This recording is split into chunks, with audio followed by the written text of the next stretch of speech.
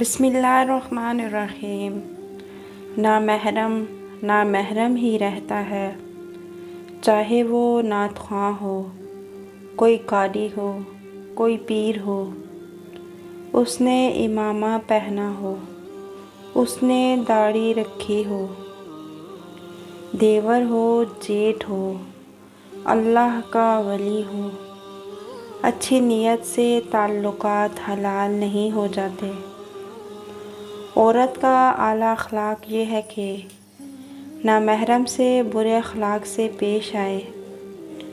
حرام تعلقات سے نکلنا اگر مشکل لگے تو خود سے کچھ سوال کریں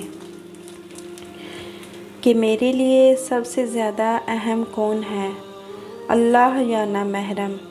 میری زندگی کا مقصد کیا ہے، اللہ کو راضی کرنا یا نامحرم کو؟